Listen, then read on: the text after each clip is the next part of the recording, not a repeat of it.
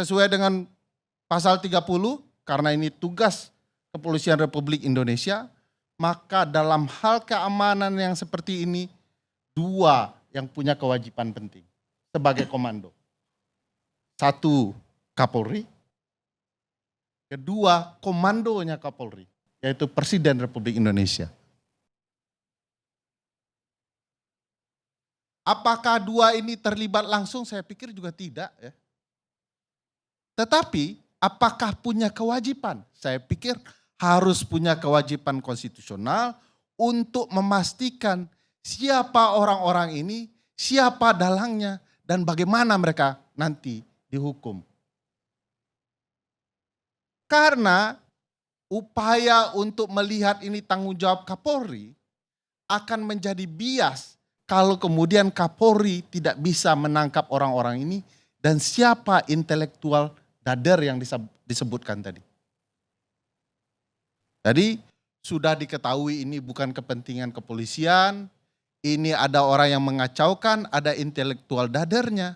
Pertanyaan besarnya, polisi menangkapnya atau tidak? Karena itu tugas konstitusionalnya memastikan perlindungan terhadap masyarakat dan memastikan hak masyarakat untuk berbeda pendapat, menyampaikan pendapatnya bisa diwujudkan dengan rasa aman. Rasa aman ini yang paling penting yang dilindungi. Jika kemudian ini tidak terjadi, saya yakin seluruh tunjuk akan mempertanyakan ini dan politisi akan memanfaatkan ini sebagai upaya mengganti posisi Kapolri. Karena ada alasan untuk menggoyang posisi ini. Oleh karena itu harus ada tanggung jawab dari pimpinan tertinggi untuk memastikan ini bisa diungkap. Karena kita sudah capek ya, kalau masyarakat yang kemudian bersuara, ada yang membubarkan, tidak ada upaya hukumnya. Beliau Pak Arianto tadi sudah menyampaikan bahwa ini kerap terjadi. Problematikanya kalau kemudian ada upaya-upaya tertentu yang dilakukan masyarakat, upaya pembubarannya cepat betul oleh pihak kepolisian. Tiba-tiba masyarakat mau masuk gedung wakilnya sendiri, lalu langsung kemudian terjadi tindakan-tindakan keras ya, dari pihak keamanan untuk memastikan keamanan gedung wakil rakyat.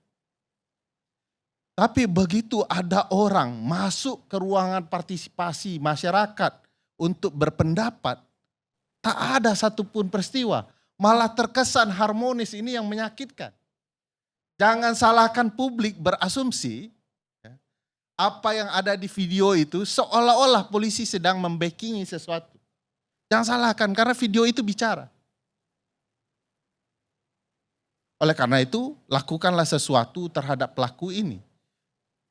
Dan yang paling menarik tentu saja teori yang ganas dari Bang Refli tadi, keren cadas itu. Soal ini adalah upaya untuk menutupi berbagai peristiwa politik yang terjadi. Ini peristiwa, asumsi dan segala macam yang sulit dihindari bahwa beberapa hari belakangan setelah kejadian hari Sabtu itu tidak ada lagi diskusi yang betul-betul ganas soal Fufu Fafa. Saya tidak tahu kenapa.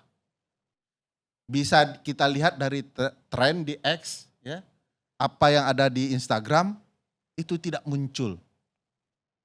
Padahal ketika didiskusikan di ILC itu ganas sekali sebarannya.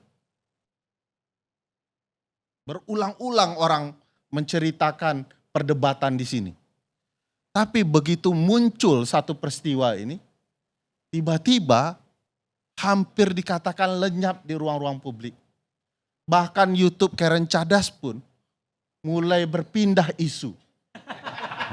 Setelah dia menyerang X-nya Pak Said Didu, kita baru sadar juga YouTube Karen Cadas sudah berpindah topik juga.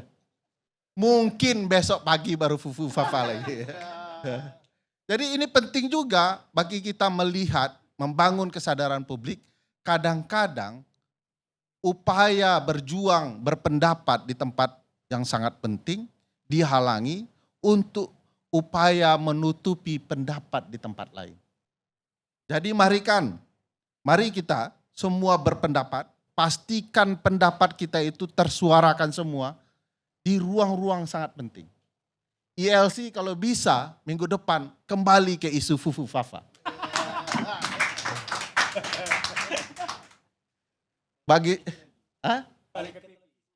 Problematikanya adalah kita memperjuangkan ILC kembali ke televisi agar pencerdasan ke publik yang meluas.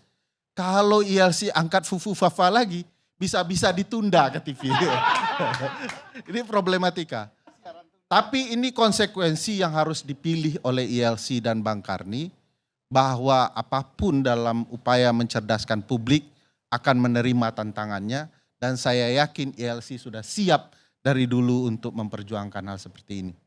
Tidak pun di televisi, ILC makin kuat bergema. Hanya saja mungkin penderitaannya jadi lebih panjang gitu ya. Nah, ini kesadaran bersama bagi kita, mudah-mudahan ini tidak berhenti sampai di sini Pak Arianto. Tadi harus tersampaikan ke Pak Kapolri bahwa ini ada tanggung jawab konstitusional, tanggung jawab perlindungan HAM yang sangat penting. Jangan kemudian kejam ke masyarakat, itu kesan yang ditimbulkan oleh publik. Lalu kemudian untuk preman-preman menjadi lunak. Kita tidak ingin kepolisian kita yang bertugas untuk mengayomi masyarakat dan melindungi masyarakat dikesankan untuk melindungi preman. Kita tidak mau. Polisi adalah sahabat kita, dibayar oleh pajak kita. Kita juga tidak suka upaya-upaya politisi yang kemudian mengabaikan kesejahteraan kepolisian. Padahal itu kunci penting dalam perlindungan konstitusional.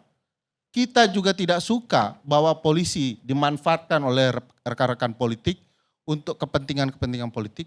Yang kami suka, polisi harus tetap bersama masyarakat dan menjadi bagian dari masyarakat untuk memastikan perlindungan terhadap masyarakat, terutama hak berdemokrasi dan hak berpendapat, baik di muka umum maupun tidak di muka umum.